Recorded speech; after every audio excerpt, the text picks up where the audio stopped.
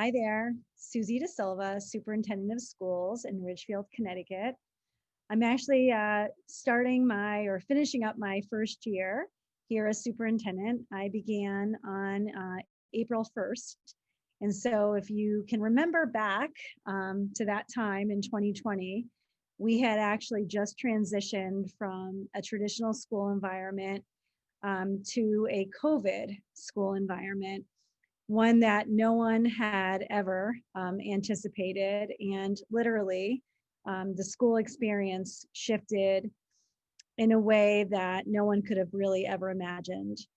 So I began my superintendency about 2 weeks after the Ridgefield Public Schools had closed down for what we anticipated, as many school districts did, to be closed for just about 2 weeks in time. And what we learned was that March till really September, schools were closed, and ultimately schools shifted to a learning environment that no one could have really planned for. Educators couldn't have planned for it, families couldn't have planned for it, and certainly students couldn't have planned for it.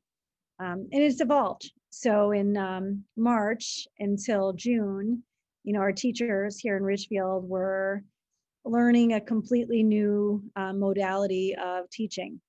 In addition to converting their homes into classrooms, their students were no longer with them in the physical self.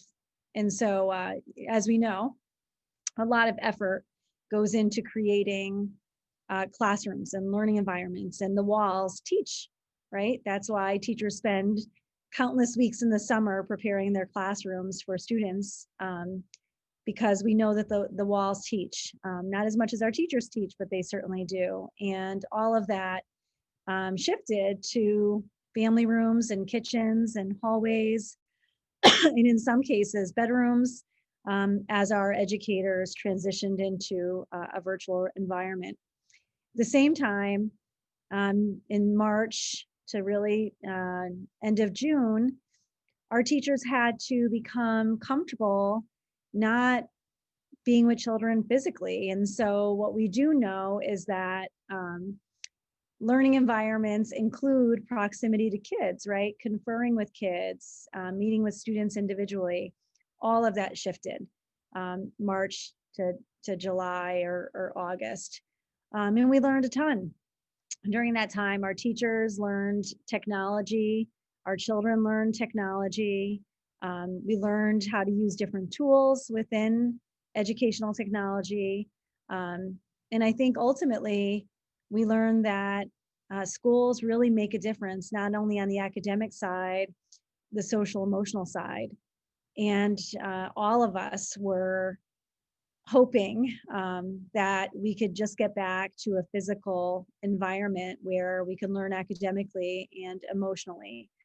We saw our kids, in some cases, our kids thrive in the academic setting with a digital tool, and others not. They needed the structure and accountability that came with having their teacher. We saw some kids doing just fine emotionally in this kind of learning environment, and others not quite as much. And the whole child, the social emotional well-being of the whole child was certainly an area of great concern, and quite frankly still is. And so as we transitioned from those early months of lots and lots of learning tools that were pre-recorded, as our teachers became comfortable in transitioning from a traditional classroom into their home classroom, we transitioned from pre-recorded videos and one-on-one conferences to small groups to a far different structure come September. So in September, our schools planned for a remote learning experience because we knew that we had a plan for that. And so we had some students that and families who were engaging only virtually. We had other students that were engaging physically. And so teachers had to transition from traditional school to pre-recorded and some small one-on-one conferences, having all kids digitally, to now coming back to a learning environment where our learning walls teach, our teachers teach, but we still have kids on a computer and other children in a classroom. And so we have this hybrid of sorts, and still do.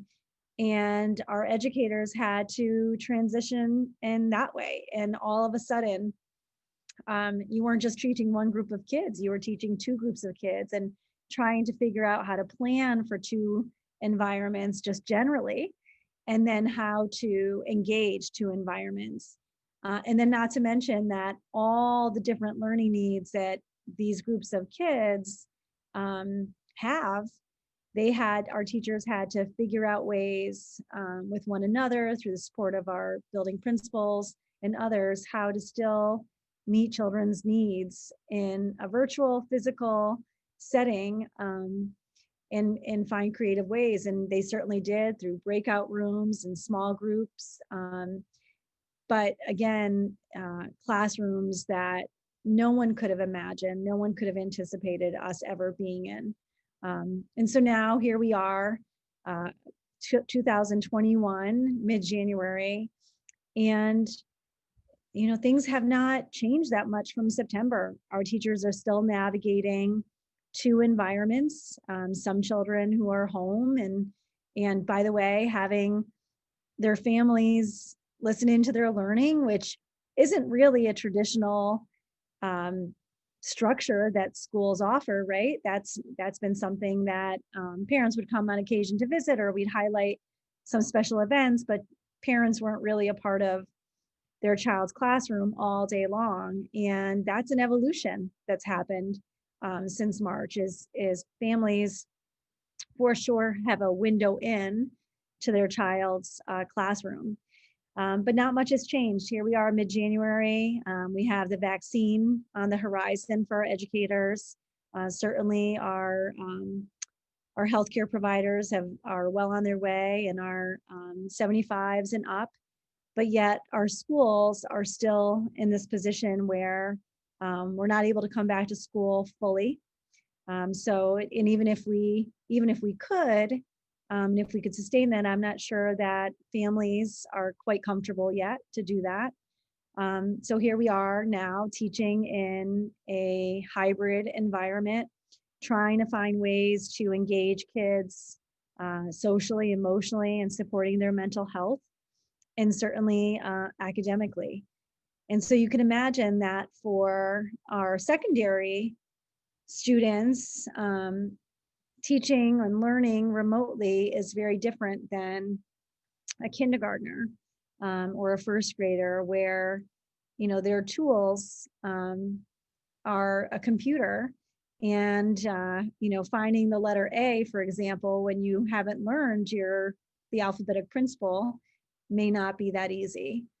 And so as we transition into the spring, we do feel like there's hope on the horizon to bring our schools back to quote unquote normal as much as possible for late spring and certainly for late summer. But the reality is schools will never be the same. They'll never be the same for a lot of different reasons. I think we've learned a lot about innovation and being prepared for the unpredictable. I think we've learned a lot about creativity. And with creativity, there's still, and as much as we've been creative, there isn't a substitute for human capital and human beings and interaction with one another. We know that learning environments are intended to be social. We learn best through social interaction. And being behind a digital screen all day doesn't provide that. We've certainly learned a lot about the other aspects of learning beyond the academics, and whether that's athletics or extracurricular activities, how important they are for our students and for our educators.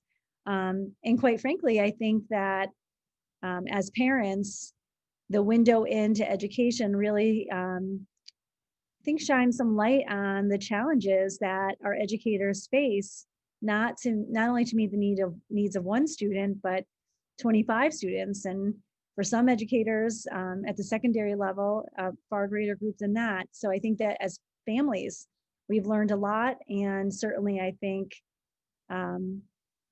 have raised the level of gratefulness of the hard work that teachers have in front of them each and every day.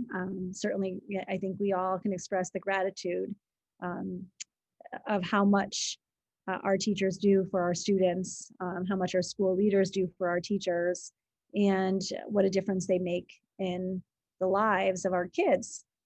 And I think what else is kind of interesting, and I'll probably wrap up this way, is that I think what 2020, 2021 has certainly taught us about kids is that kids want to be in school. So for as much as we all remember saying, okay, I don't want to go to school today, and certainly a snow day is fun every once in a while, children belong in schools, and schools have an important role in our communities. And, you know, in every situation of crisis, you look to find a silver lining.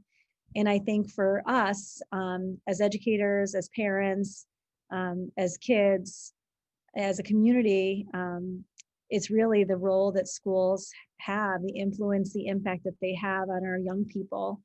And so if there's any silver lining, I think that one's there.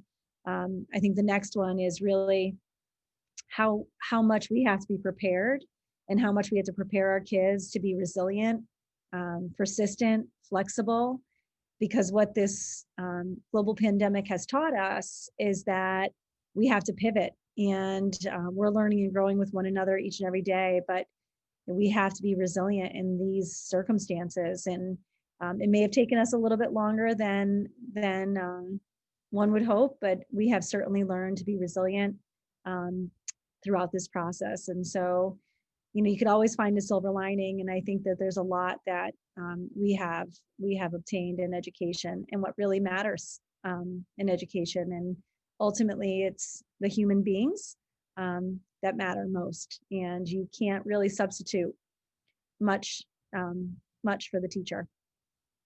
So thanks, Ridgefield Historical Society. I hope that this is helpful 100 years from now, and that I've shown some light on what was happening in March 2020 and certainly into 2021.